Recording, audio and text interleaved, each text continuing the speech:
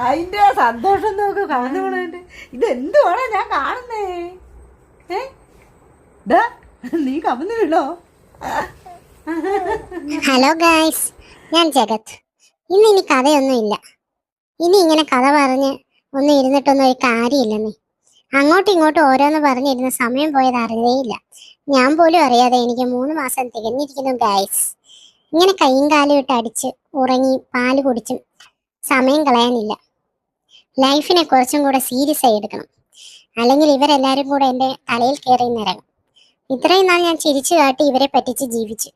ഇനി ചിരിച്ച് ക്യൂട്ട്നെസ് വാരി വിതറാം എന്ന് വെച്ചാൽ നടക്കുമെന്നും തോന്നുന്നില്ല.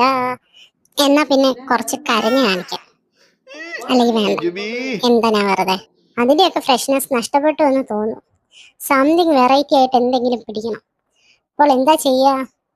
3 മാസമായില്ലേ, ഇനി പതിയെ കമിഴ്ന്ന് വീഴാം.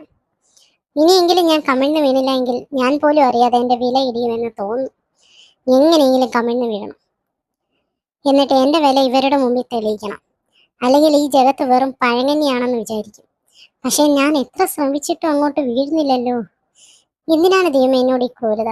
ഇത്രയും പാടായിരുന്നെങ്കിൽ ആദ്യമേ ഈ ടാസ്ക് ഏറ്റെടുക്കണ്ടായിരുന്നു.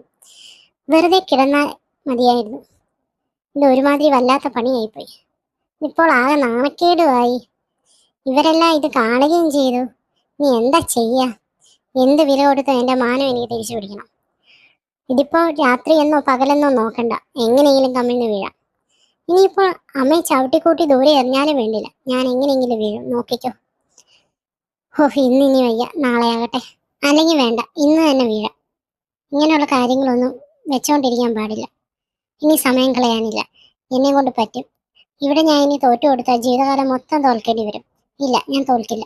ഞാൻ വീഴും വീഴും വീഴും. വീണു. എന്നോടാ കളി? ഈ ജഗത്ത് വെറും സുമ്മാവാ.